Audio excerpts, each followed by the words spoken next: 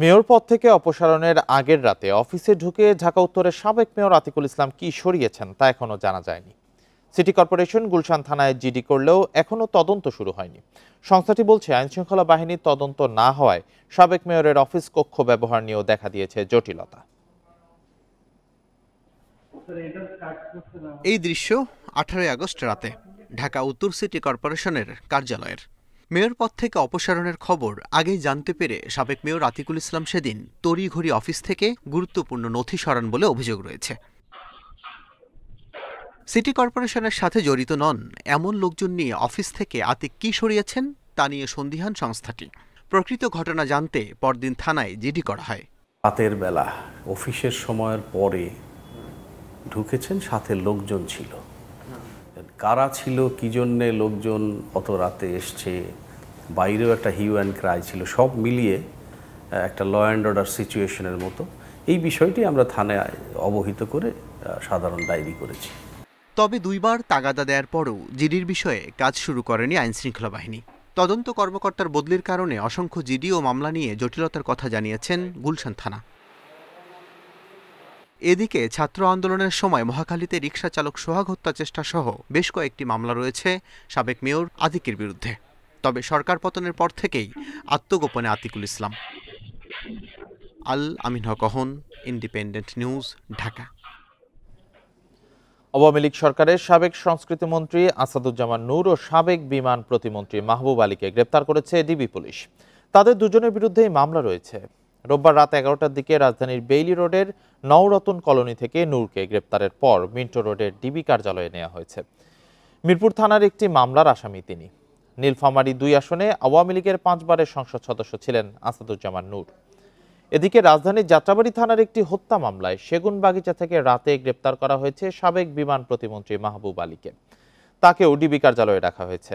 আইন অনুযায়ী তাদের রিমান্ড চেয়ে আজ আদালতে তোলা হবে বলে জানিয়েছে পুলিশ। মাহবুব আলী হবিগঞ্জ 4 আসনে টানা 2 বার আওয়ামী লীগের সংসদ সদস্য ছিলেন।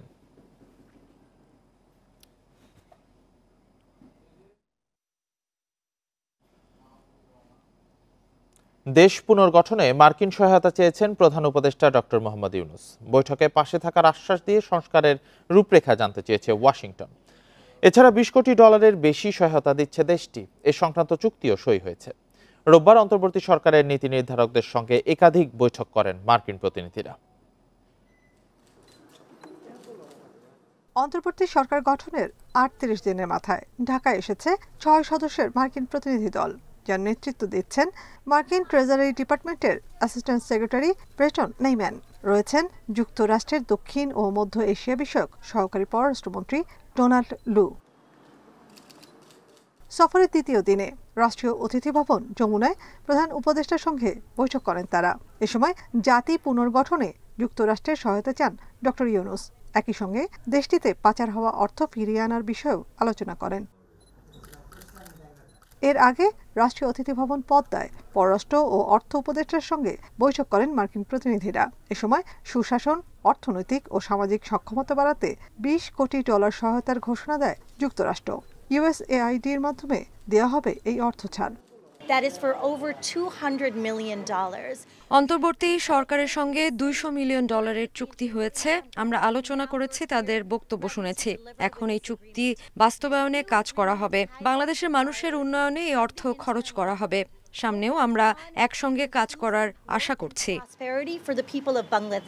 এক্সপোর্ট বা আমাদের বাণিজ্যের ব্যাপার, অন্যান্য কারিগরি সহায়তা বা বাজার এক্সপ্লোর করার এই সমস্ত আলোচনা হয়েছে। ওরা বলেছে আমরা ডেফিনিট কর্ম পরিকল্পনা নিয়ে আমরা এগুবো, এগুলে তারা এবারে সহযোগিতা করার আশ্বাস দিয়েছে।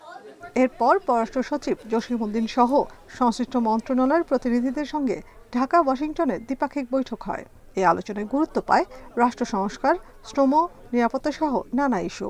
পরে এক ব্রিফিংয়ে সচিব জানান, এ বৈঠকে নির্বাচনের রোডম্যাপ নিয়ে কোনো কথা হয়নি। আমার যে বৈঠক ছিল সেই বৈঠকে আপনি যে বিষয়টি উল্লেখ করেছেন সেই বিষয়টি আলোচনা হয়নি। যুক্তরাষ্ট্র সরকারের পক্ষ থেকে অন্তর্বর্তীকালীন সরকারের সঙ্গে কাজ করে যাওয়ার অঙ্গীকার তারা পুনর্ব্যক্ত করেছেন। সরকারের সংস্কার পরিকল্পনা সম্পর্কে তারা জানার আগ্রহ ব্যক্ত করেছেন।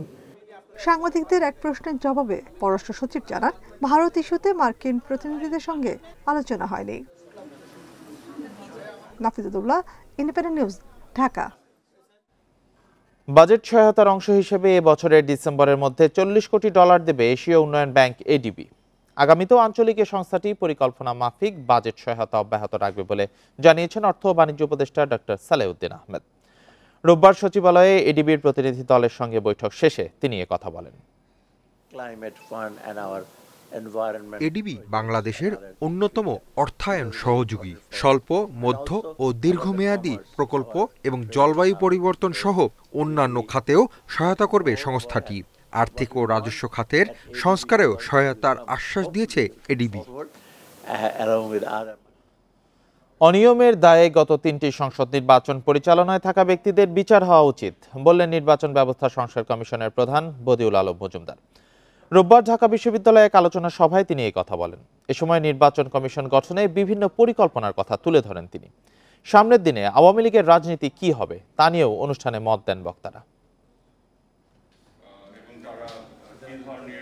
গণ অভ্যুত্থানের 40 দিনে মানুষের ভাবনা নিয়ে জনমত জরিপ করেছে BRAC institute of governance and development এবং ব্র্যাক ইউনিভার্সিটি।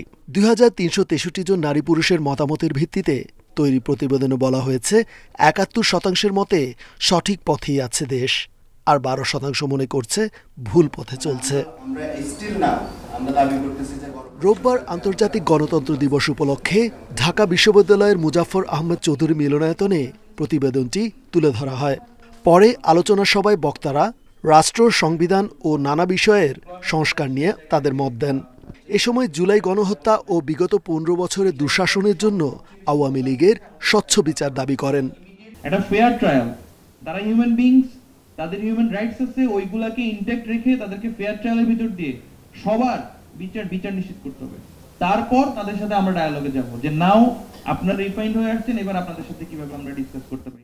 অনুষ্ঠানে নির্বাচন ব্যবস্থা সংস্কার কমিশনের প্রধান বদিউল আলম মজুমদার বলেন, গত 3 মেয়াদে নির্বাচনে অনিয়মের জন্য যারা দায়ী তাদের বিচার হওয়া উচিত। আমরা এখন অপরাধের সাম্রাজ্য বলতে পারি। 3টে নির্বাচনে যতজন নির্বাচনী দায়িত্ব পালন করেছে সবাই কিন্তু নির্বাচন কমিশন গঠনের আইন নিয়ে সমালোচনা করেন তিনি। তুলে ধরেন কিছু পরিকল্পনা। 2022 সালে করা হয়েছে, এটা কোনো আইনি এটা বস্তুত আগের যে প্রজ্ঞাপনটা এটাকে একটা ইন্ডেমনিটি ক্লজ, একটা দায়মুক্তির বিধান যুক্ত করে এটাকে আইনে পরিণত করা হয়েছে। প্রধানমন্ত্রীর একটা বিরোধী দলের এবং তৃতীয় বৃহত্তম দল তার একজন নাগরিক সমাজের একজন। বর্তমান পরিস্থিতিতে অর্থনৈতিক সংকটই প্রধান সমস্যা বলে জানান জরিপে অংশ নেয়া 40% মানুষ। রেজওয়ানুল হক, ইন্ডিপেন্ডেন্ট নিউজ, ঢাকা। ইসলামিক ফাউন্ডেশনের মহাপরিচালক সহ দায়িত্বে থাকা সব কর্মকর্তার অপসারণের দাবিতে বিক্ষোভ হয়েছে।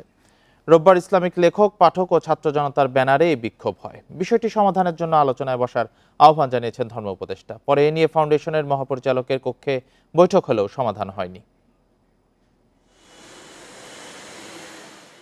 প্রতি বছর ঈদে মিলাদুন্নবী উপলক্ষে ইসলামিক বইমেলার আয়োজন করে ইসলামিক ফাউন্ডেশন, কিন্তু সেখানে প্রকৃত লেখক প্রকাশকরা প্রাধান্য পায় না বলে রয়েছে অভিযোগ।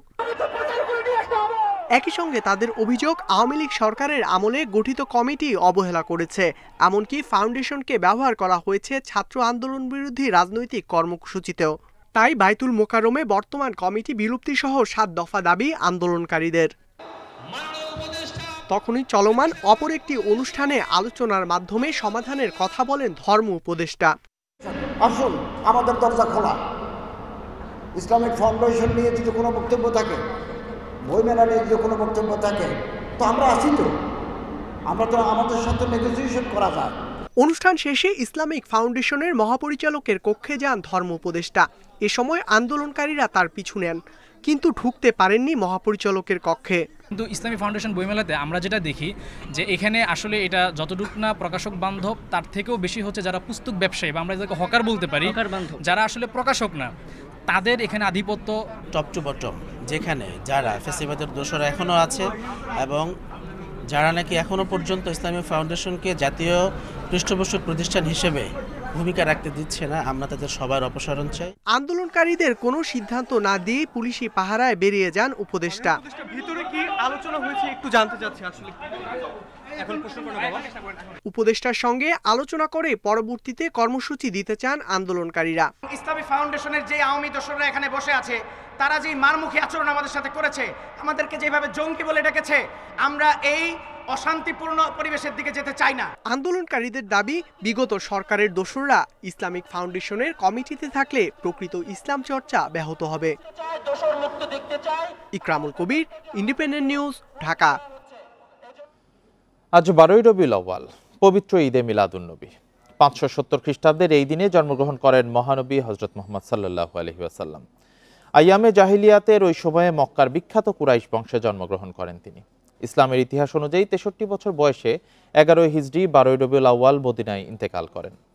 মহানবীর জন্ম ও মৃত্যুর এই দিনটিকে সারা বিশ্বের মুসলমানরা অত্যন্ত গুরুত্ব সহকারে পালন করছেন। অন্যান্য দেশের মতো যথাযোগ্য মর্যাদায় বাংলাদেশেও দিনটি নানা ধর্মীয় আয়োজনে পালন করা হচ্ছে। মসজিদগুলোতে হচ্ছে বিশেষ দোয়া। চট্টগ্রাম, ঢাকা সহ দেশের বিভিন্ন জায়গায় আয়োজন করা হয়েছে জশ্নে জুলুস বা বর্ণাঢ্য শোভাযাত্রা। এতে অংশ নিচ্ছেন লাখো মানুষ। এছাড়া ইসলামিক ফাউন্ডেশনের উদ্যোগে জাতীয় মসজিদ বাইতুল মোকাররমেও থাকছে নানা আয়োজন।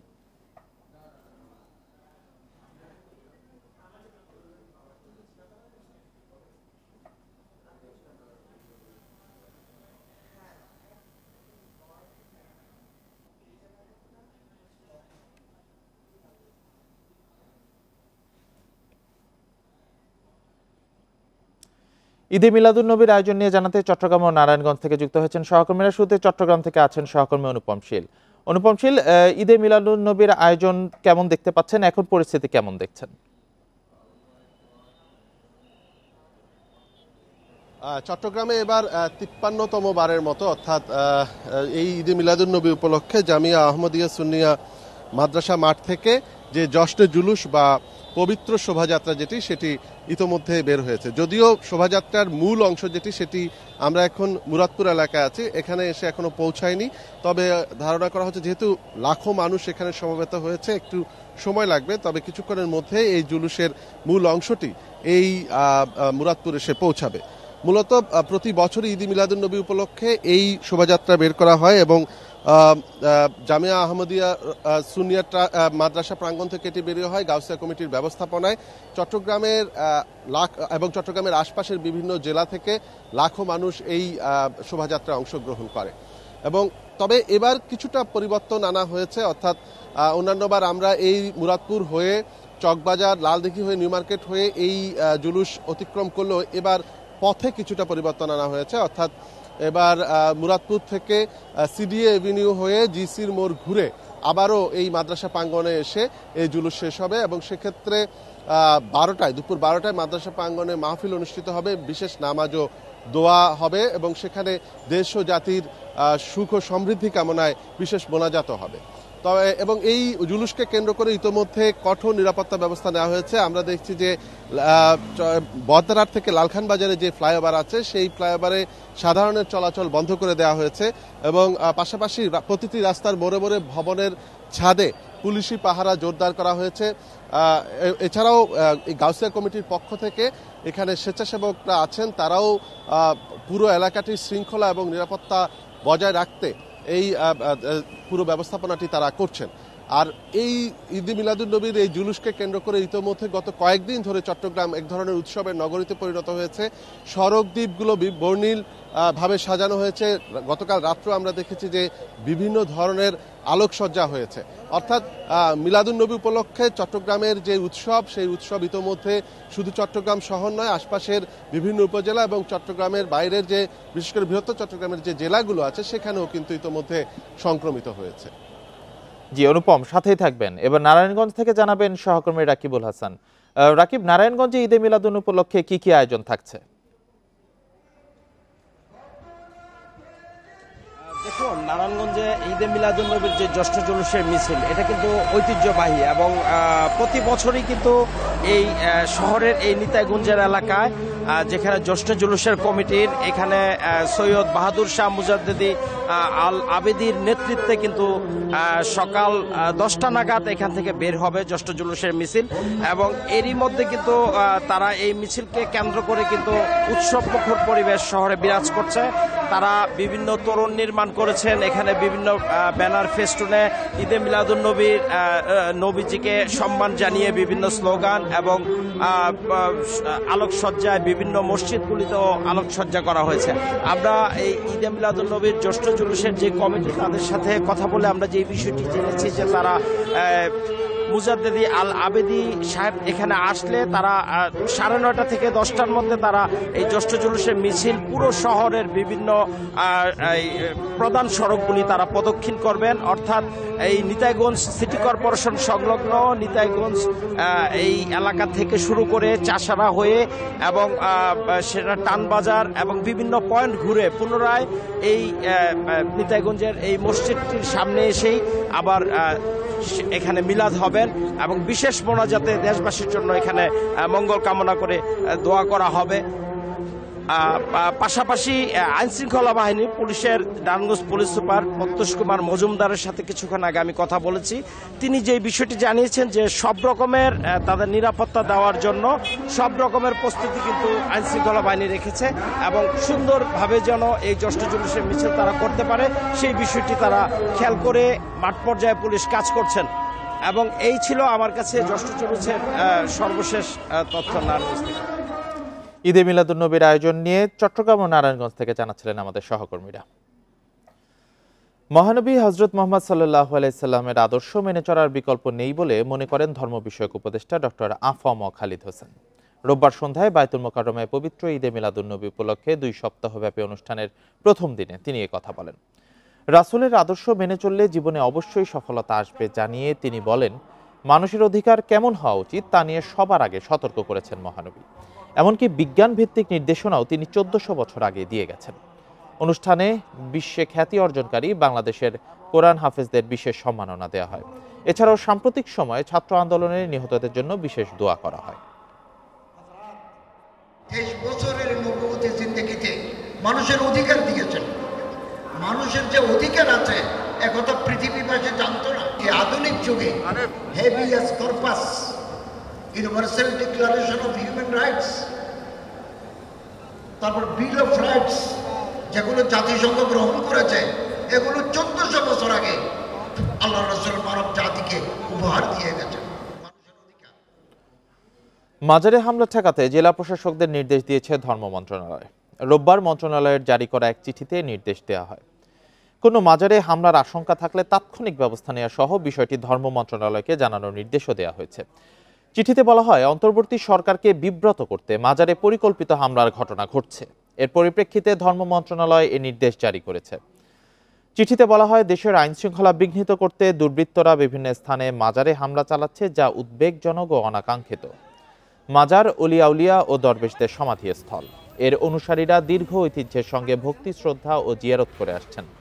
মাজারে শান্তি শৃঙ্খলা ও ভক্তদের চলাচল স্বাভাবিক রাখতে জেলা প্রশাসকদের প্রয়োজনীয় ব্যবস্থা নেওয়ার অনুরোধ জানানো হয়েছে।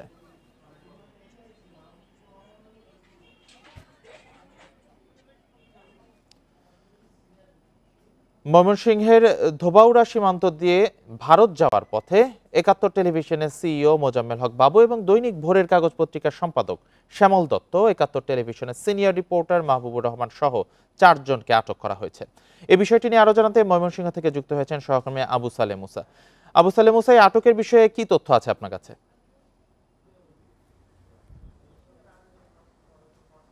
আমরা এ বিষয়ে কথা বলেছিলাম ধোবাউড়া থানার ওসি চান মিয়া। উনি আমাদেরকে যেটি জানিয়েছেন যে সকাল 6টার দিকে স্থানীয় লোকজন তাদেরকে ভোরের কাগজের সম্পাদক শ্যামল দত্ত এবং ৭১ টেলিভিশনের সিইও মোজাম্মেল বাবু এবং ৭১ টেলিভিশনের সিনিয়র রিপোর্টার জেমসন মাহবুব সহ 4 জনকে তারা আটক করে ধোবাউড়ার ভারতীয় সীমান্তবর্তী দক্ষিণ মাইসপাড়া এলাকা থেকে তাদেরকে নাকি আটক করা হয়, এই মর্মে ওসি আমাদেরকে জানিয়েছেন এবং তাদেরকে পুলিশের কাছে হস্তান্তর করা হয় সকাল 6টার দিকে। এরপর থেকেই তারা কিন্তু পুলিশ হেফাজতে ধোবাউড়া থানায় রয়েছেন।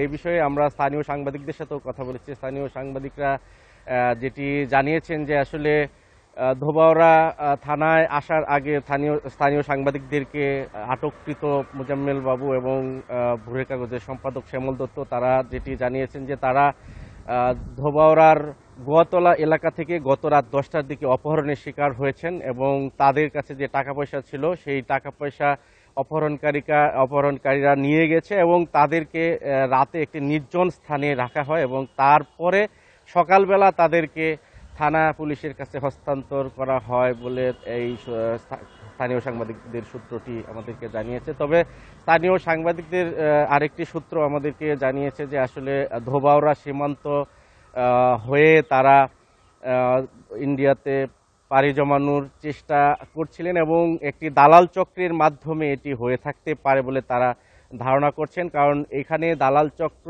ছাড়া কিন্তু আসলে সীমান্ত পাড়ি দেওয়াটি সম্ভব নয় এবং কি কারণে তারা আসলে তারপর স্থানীয় জনতার মাধ্যমে পুলিশের কাছে হস্তান্তর হলেন সেটি আসলে আরও তদন্তের পর জানা যাবে। এই মুহূর্তে কিন্তু ধোবাউড়ার উদ্দেশ্যে ময়মনসিংহ যে পুলিশ সুপার তিনি রওনা হয়েছেন এবং তিনি ওইখানে পৌঁছার পর হয়তো পরবর্তী প্রয়োজনীয় ব্যবস্থা নেওয়া হবে। ধোবাউড়া থানার ওসি চাঁদ মিয়া আমাদেরকে আরও জানিয়েছেন যে আসলে ধোবাউড়া থানায় এই মুহূর্তে কিন্তু তাদের বিরুদ্ধে কোনো মামলা নেই, তাদের বিষয়ে আসলে পরবর্তী কি সিদ্ধান্ত নেওয়া হয় সেটি কিন্তু আসলে আমাদেরকে উনি পরে আমাদেরকে অবহিত করবেন বলে জানিয়েছেন।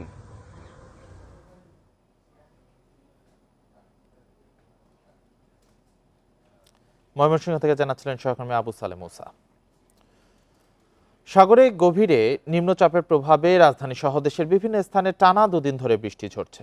রোববার রাতে শহর জুড়ে ভারী বৃষ্টিপাতের পর সকালে বিরতি মিললেও আকাশ এখনো মেঘলা। রোববার বৃষ্টির কারণে কোথাও কোথাও দেখা দেয় জলাবদ্ধতা। এর মাঝে গণপরিবহন সংকট বাড়ে ভোগান্তি। শুক্রবার থেকে টানা বর্ষণ রাজধানীতে। বঙ্গোপসাগরে নিম্নচাপের প্রভাবে এই বৃষ্টিপাত। বৃষ্টির কারণে যাতায়াতে তীব্র ভোগান্তিতে পড়তে হয় অফিসমুখী মানুষ ও স্কুল কলেজ শিক্ষার্থীদের। রাজধানীতে দেখা দেয় গণপরিবহন সংকট। সিএনজি অটোরিকশা সহ অন্যান্য যানবাহনের চালকেরা বাড়তি ভাড়া আদায় করেন, অভিযোগ নগরবাসীর। পানি জমে থাকে, সবচেয়ে হচ্ছে বাস পেতে কষ্ট হয়। বাসের ভাড়া বাড়ে না, তবে রিক্সা ভাড়া বেড়ে যায় এবং হচ্ছে যে সিএনজি ভাড়া অনেক বেড়ে যায়। বৈরী আবহাওয়ায় বিপাকে পড়েন দিনমজুর শ্রমজীবীরা। নগরের বিভিন্ন এলাকার সড়কে দেখা দেয় জলাবদ্ধতা। দুর্ভোগে পড়েন পথচারী ও বাসিন্দারা।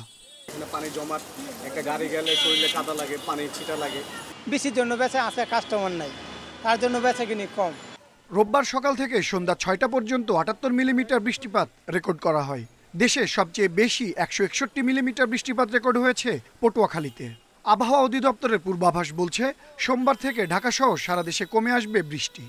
দক্ষিণাঞ্চলে কিন্তু ভারী থেকে অতি ভারী বৃষ্টিপাত অব্যাহত রয়েছে, তবে গত কয়েকদিনের তুলনায় বৃষ্টিপাতটা কমে আসছে এবং আগামী দিনে আরো বৃষ্টিপাত ওই অঞ্চলে কমে যাবে এবং আগামীকালকে থেকে সারা দেশে বৃষ্টিপাতের পরিমাণটা অনেকটা কমে আসবে। সমুদ্র বন্দরগুলোতে 3 নম্বর স্থানীয় সতর্কতা সংকেত বহাল রয়েছে। সেই সাথে সাগরে মাছ ধরার নৌকা ও ট্রলারকে নিরাপদ আশ্রয়ে থাকতে বলা হয়েছে। আনোয়ার সাদাত নূর, ইন্ডিপেন্ডেন্ট নিউজ, ঢাকা। 3 দিনের টানা বৃষ্টিতে জলাবদ্ধতার কবলে পড়েছে দক্ষিণ পশ্চিমাঞ্চলের 8টি জেলা।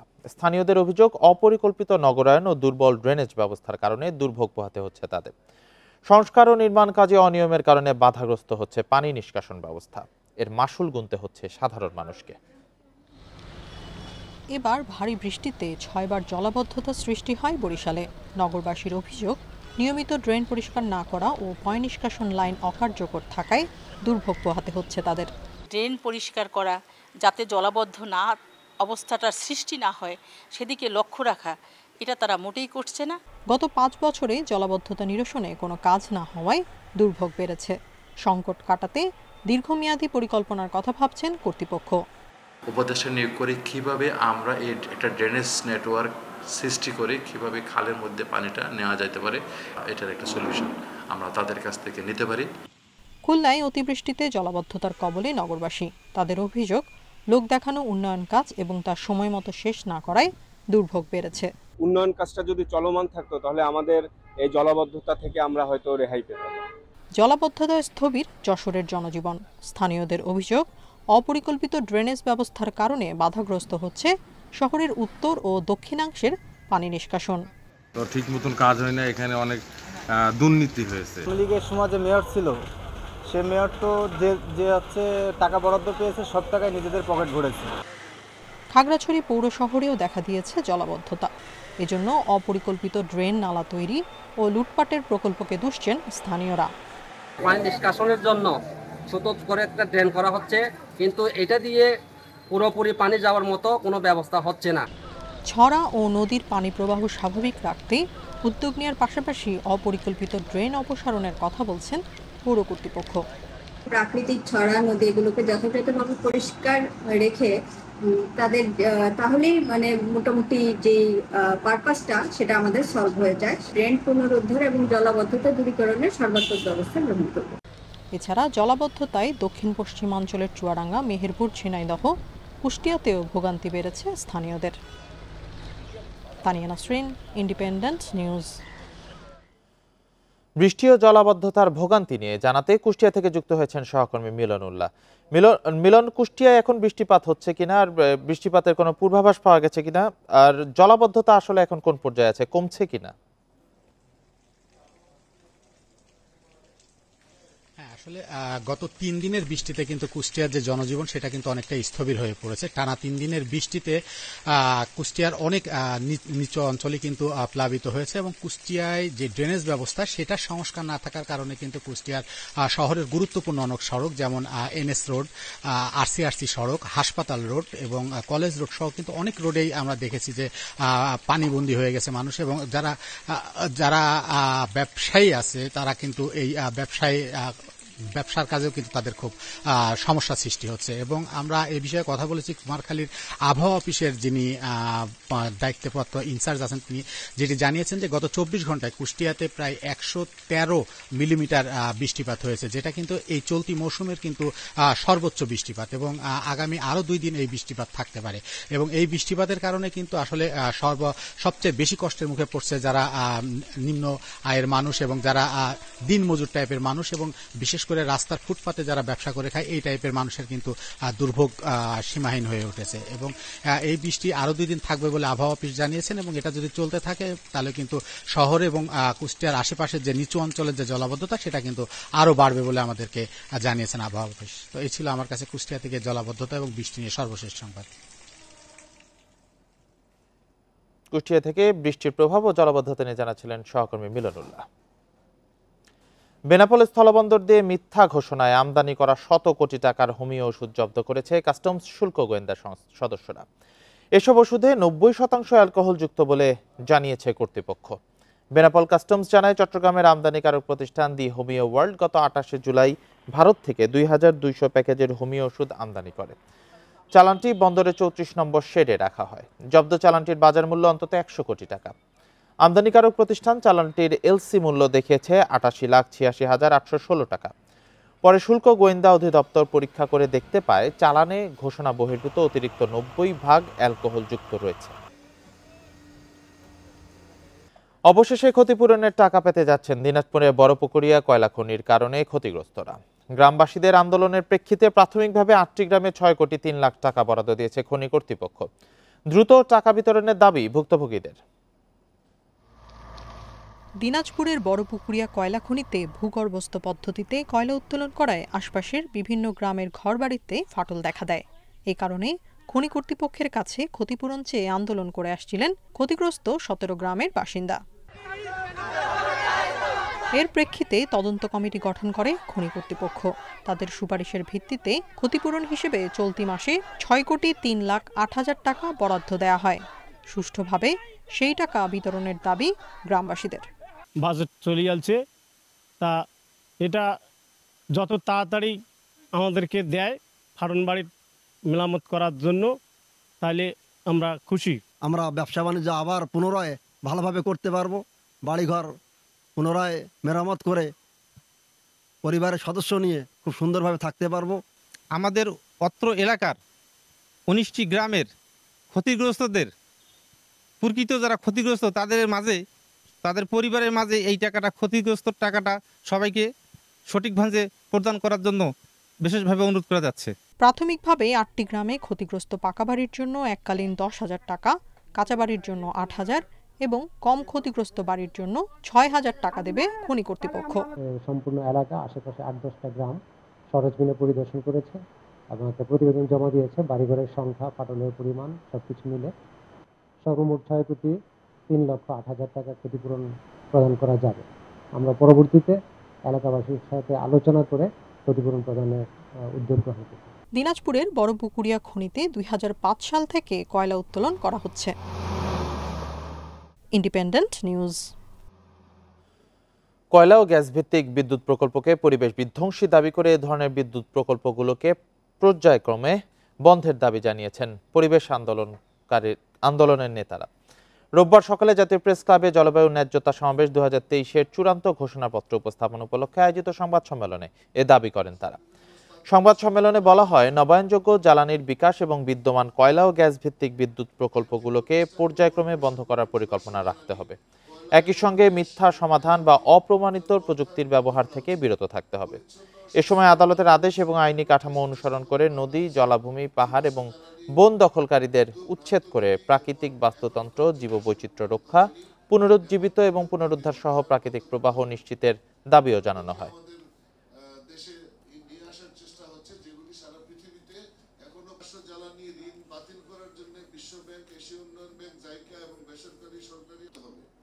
বাংলাদেশ সরকারের জন্য প্রাকৃতিক গ্যাসে ভোটে উত্তরবঙ্গ এবং দেশের বিভিন্ন স্থান থেকে শ্রমিক আনা হয়েছিল। আর্থিক প্রতিষ্ঠান এবং কর্পোরেশনগুলোর জীবাশ্ম জ্বালানি, কয়লা এবং গ্যাস।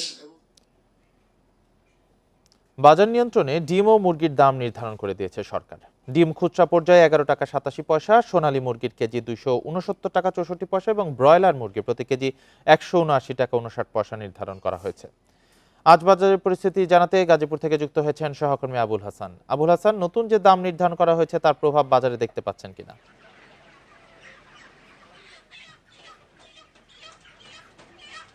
দেখুন, আমি চান্দনা চৌরাস্তা এলাকায় বাজারটিতে আছি। এখানে কয়েকটি মুরগির যে দোকান, সেই দোকান ঘুরে দেখেছি। এখানে দোকানে আমি যে চিত্রটি দেখেছি, এখানে ব্রয়লার যেটি আছে মুরগি, সেখানে 180 টাকা কেজি দরে বিক্রি হচ্ছে এবং সোনালী মুরগি 260 থেকে 280 টাকা কেজি দরে বিক্রি হচ্ছে।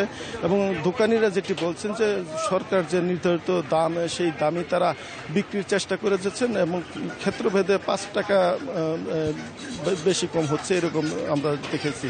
এবং ডিমের যে বাজার দর, সেটি কিন্তু সম্পূর্ণ বিপরীত। এবং এখানে আমরা যেটি দেখেছি যে আগের যে দর ছিল, সেই দরে কিন্তু ডিম বিক্রি হচ্ছে। অর্থাৎ এখানে প্রতি হালি ডিম 55 টাকা দরে এবং ডজন বিক্রি হচ্ছে 160 থেকে 165 টাকা দরে। এবং এখানে যে ডিমের পাইকার আছে, বিক্রেতা আছে, তাদের সঙ্গে কথা বলছিলাম। তারা যেটি বলছেন যে সরকার যে নির্ধারিত রেট ডিমের, সেই নির্দেশনা তারা কোনো পাননি এখনো। এই কারণে তারা সে আগের দামে কিন্তু বিক্রি করছে। এবং শুধুমাত্র যে সরকারি দর এখানে আমরা কার্যকর হতে দেখেছি মুরগির বাজারের ক্ষেত্রে। এবং মুরগির বাজারে কিন্তু এখন যে দাম রয়েছে, সেই দাম নিয়ে ক্রেতাদের মধ্যে আমরা মিশ্র প্রতিক্রিয়া দেখেছি। অনেক ক্রেতা বলছেন যে গত সপ্তাহে এই যে মুরগি 160 থেকে 170 টাকা কেজি তারা কিনতে পেরেছিলেন, এখন সপ্তাহব্যাপী এই দাম কিন্তু বেড়ে গেছে। এবং সোনালী মুরগির ক্ষেত্রে তারা বলছেন যে এই মুরগি আগে গত সপ্তাহে তারা 260 থেকে 265 টাকায় কিনেছিলেন। ফলে এই দাম নিয়ে কিন্তু ক্রেতাদের মধ্যে অসন্তোষ রয়েছে। তারা বলছেন যে ব্রয়লার মুরগি যদি এখানে যে বাজার রয়েছে, সেটি যদি 150 টাকা করা হয় এবং সোনালী মুরগির ক্ষেত্রে যদি 200 টাকার দাম।